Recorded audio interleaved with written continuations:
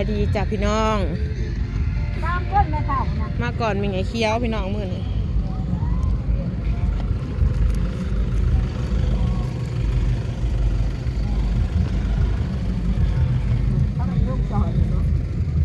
นั่นเขาจะสิท้อยไปนะ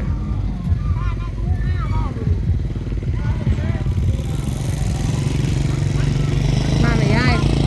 รถเขาจะเสียวซิ้วจะได้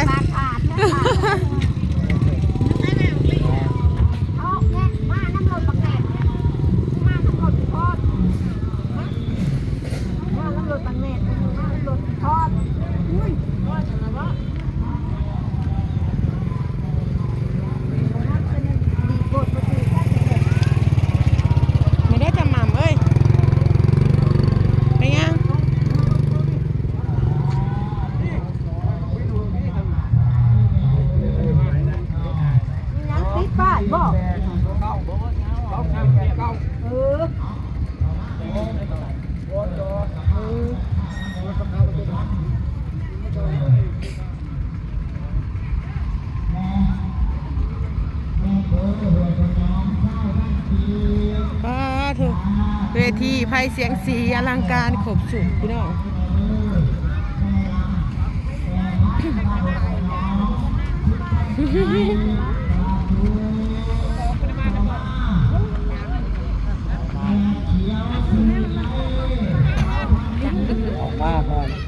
ออกมาเลยซื้อซอยเนี่ย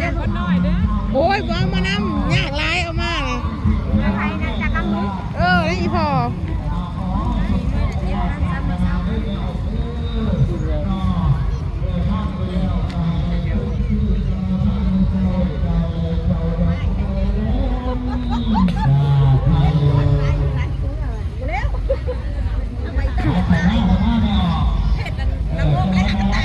แม่ยืนท่าหนากลับมาด้วยอีหมัมไปยืนแท่งไปเถาดูไปยืนพวกยืนท่าหมัมไปอยู่ในปูนผูกอยู่ในปูน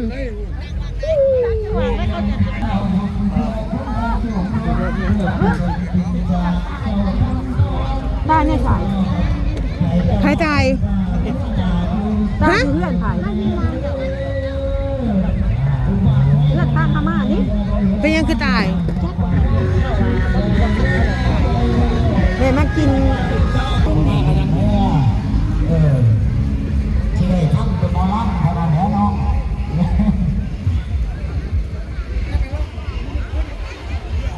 ปรากฏกายกลางเวทีย่ายเงึ่งกันแล้ว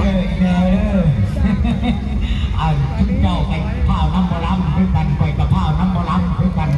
เพราะว่าท่านนั้นมะลำล้ำหนึ่งคนเลยคนที่ทุกเจ้าจะพักมะลำบ่ได้คนคือบุคคลร้ายไปเลยเนาะแม่อย่างน้อยคนมันมาได้เนาะของ5 กับ 7 โมงทั้งใดนอกมาจากการหน้าวาเมืองสองคอนนอกจากบ้านผู้โคตรบ้านมีปัจจัยอยู่กระเจ้ากระกลางแล้วไว้อะไรเนาะมาปูสารมาสั่นแล้วพี่น้องทีมงานกลางทีมงานบ้านนาวาแต่ไม่ปัจจัยอยู่ข้าวพันกีสาธุมาเป็นบุญเด้อแม่เด้อเอาต่อมาแม่เสียงเพลงจะมีปัจจัยอยู่เช้าบาทเข้ามาข้าวแม่ยังแม่เชิญบ้านนาวาทิพย์กีแถวคุณเป็นสมเด็จสุเจ้านะอยู่นี่แล้วนานี่มาจากเชิงขากนี่นะนี่อยู่แล้วขากแล้วนี่อุ้ยหาเดยายแปรกระดังโผล่ไปเว้ยหาเดไม่ใหญ่พันนะเดนะเที่ยวมากเลยนะนู้นนานี่ชุบเจ้ากับ2 คนน่ะก็นอนปันไหนที่โตเสียงตู้นะไม่ใช่มันเปิดตู้แล้วมันเปิดคนที่แต่ละคือจะหัวซุกกันอยู่ก็จะได้บ้านก็จะได้บ้านเบียดได้ออกกันแม่ลูกกันหน้าบอลนี่กันใจ ที่ ท่านกีสาธุอนุโมทนา ยังบ่มีไผเลยพี่น้องกระจังโจมบักโม่แถวเอาหายย่างหวนอยู่พู แม่คุณมาจากท่านกี ปะจะมั่มสไลเดอร์ปะ เสื้อ ฮะ ใหม่มันคือหมักน้อย ฮะมันแปลงร่างฮะ มันโมเมนต์โมต้องมีเสื้อใหม่ บ่แม่นบ่นั่นบ่กูนึกว่าหมู่กูแปลงร่างเป็นหน่วยน้อยซะดอกบ่แม่นระยะซะลูกคือฉันมันเบิดแล้วต้องไปเอาหาย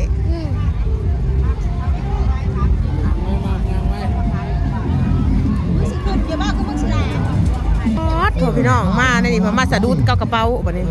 ใช่ว่ามีแต่หน่วยออริจินอลแท้เนาะพี่น้องสวยทั้งนั้นเลย ตอนอวสานของพระพุทธศาสนาคือพุทธบูชาทรงหลักพุทธพระพุทธทรงโตเหาตีนบ้านนาวาก็มีปัจจัยมากกุโมทนา200บา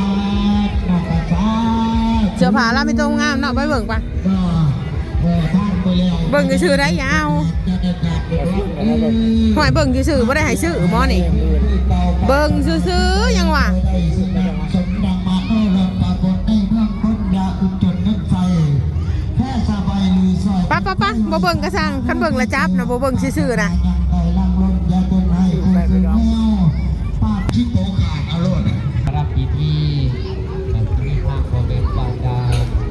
ก่อนทำกับเป็นโยกกับที่มีโยกกรรมการเป็นโยกเป็นธรรมที่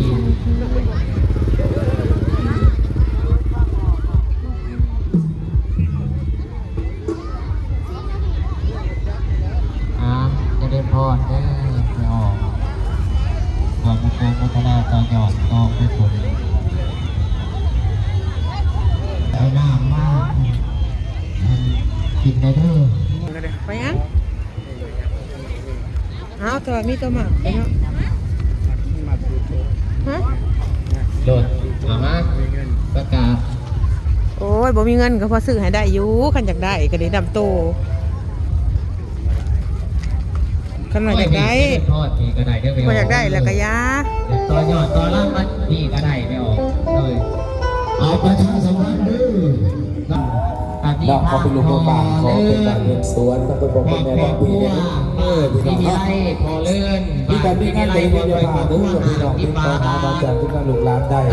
ตัวทานไปแล้วจะได้พบเป็นงานจะได้ขาดเป็นบ้างเรื่องพอเลื่อนเด้อ งาน ตามเรื่องการลงทุนเป็นที่สุดเราปรารถนาสิ่งใดขอให้ได้สมดังมโนหวังถึงว่าคุยใครอยากอย่าได้มีมาตอบขอให้เงินทองล้น 4 ชั่วโมงไปพม่าจอดรถเป็นโทรศัพท์ใหญ่ที่มัน0 0 9 2 0 0 1 3 2หรือสะดวกทางหลังเฟซบุ๊กกระทักไปที่เฟซบุ๊กแค่เพื่อนสินใหญ่พี่น้องยินดีหักใส่พ่อแม่พี่น้องตัวปากส่วนตัวป่าเมืองล่าว มาอีกแล้วเกี่ยวเกี่ยว ถามวันนี้เกิดเมื่อมาจอดถึงเนี่ยผมบอกขอบใจอีกทีนึงดีซึ่งดีเซลเพื่อพนักงานอาจารย์วัน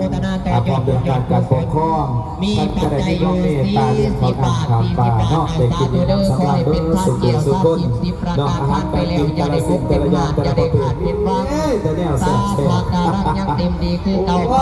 ดีหลายพี่น้องใครเป็นใครเป็นโดยเฉพาะเป็นมือมีบริเวณหาเมียที่ถึงแล้วก็นาโอ้คือภาษาป่าเป็นสิ่งที่ขอบอกใจด้วยพี่น้องไปใส่ให้พ่อคนเก็บจะได้คนไข่ยังมีขอให้มีแต่ความสุขความเจริญทางแล้วมามวนมาซื้อแล้วก็จะลืมอย่าพลาดไปบอกโปโมทนาต่อหยอดต่อจอบหรือว่าสิ่งเสียงโศกเสียงสัตตาวาสนาบารมีกาบเฮียนเซิร์นเด้อพี่น้องไปทางถามไส้ทางพระอาจารย์วันเนาะประกอบส่วนในการสร้างสาปฏิสังขรณ์วัดว่าโดยเฉพาะสาราห้องค่ำเนี่ยก็ยังไม่ทันแล้วได้พี่น้องเนาะกำลังอยู่ในขั้นตอนก่อสร้างเนาะสำหรับงานในมื้อนี้ก็ถือว่าเป็นงานบุญเฉลิมฉลองกุฏิของวัดป่านเฮ้าเนาะโดยการนำผ้าสร้างสาของแม่จอยเนาะเป็นอะไรมีความเต่าร่วมนำคิดนำใจสาธุส้นสร้างพุทธศาสนาพยุกายโยไกเนาะได้มาร่วมเป็นพื้นเป็นทอดถือว่าสำเร็จเสร็จสิ้นเรียบร้อยเนาะเป็นหน้าเป็นตาเป็นบ้านที่ภาคภูมิใจของสวรรค์ของใจของทุกท่าน บ้านนักการกับมีคน ไม่ได้ลูกค้าที่มาดูงานกันมาเลยมาแล้วดูพี่น้องคณะกรรมการก่อนบาลูแค่สสาธุ เอายังมาให้ก็ดึงถิ่มจนเบิดนะ เอาเนี่ยพ่อเนี่ย ใช่เจ้า มันล่างมุนเบิดคือเก่า เป็นบรุษของตู้ของทีมงานลูกหลาน อุ้ยกระเป๋ามีแต่หน่วยผัก ลูกแคนแมนสิน ย่าอายยิ่งใหญ่แก้วบุญมากทำใบมาเลยครับดึงท้องกองแก้วจนใหญ่เป็นจังหวะตามด้วยพระเอก สมาลมแทนนี่มันพ้นสิโตกบ่นี่ฮะ มีบนธรรมดาได้เป็นดอกเลิ คือลมแทนนี่พ้นสิโตกบ่นี่ ขึ้นหน้าไปด้วยนะตาได้เป็นดอกก็ทำการตั้งศาสนาเดินพระสายครับผัวจะเป็นสู่ตัวแม่ครับเป็นลูกปู่แก่ลานเราเอาเป็นมาสักคำว่าสิบคนตั้งสมาธิเพื่อนี้เอาจะแจ้งจะทำอะไรบ้างจากคนโตขึ้นแชร์น้ำเป็นสิ่งที่เรื่องของเราเรื่องเป็นงานที่รอมาเอาเสียงมาเป็นการหาเวทีนะหาจากสิ่งนี้เป็นน้องๆอาจารย์ทดสอบจะเป็นการมาสร้างวันเวลาเนาะ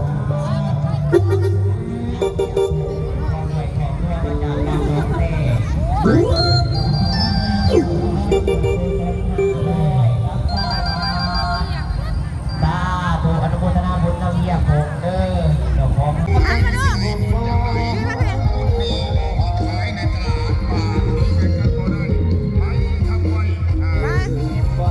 เสือน้องอีมันเลิกมันขาดแล้วหายเพิ่นนุ่งพี่น้องมาย่างลูกย่างพี่มาทางพี่ลงฮะ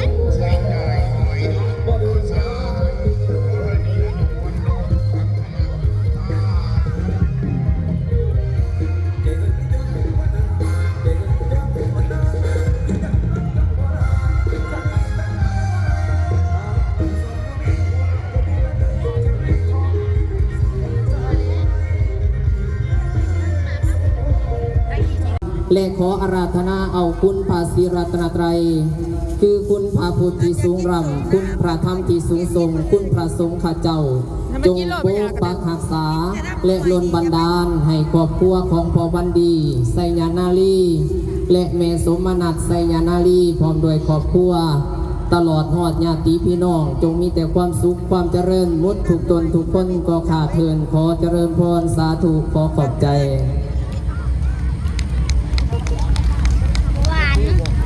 สิ้นสุดลงไปนั่นนอกก็คือว่าอาจารย์เป็นได้ผ่าน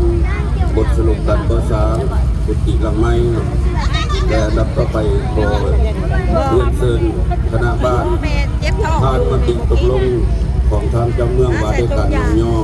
สรรเสริญบุคคลผู้ที่ดี เนี่ยประมาณนี้คนเต็มเลยพี่น้องเอ้ย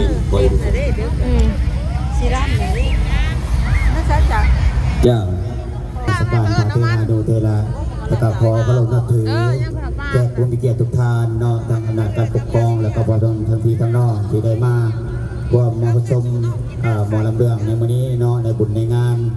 กระบาเองแนะนำตัวแทนของในบ้านการแสดงกล่าวบทขอมาตีตกลงเนาะ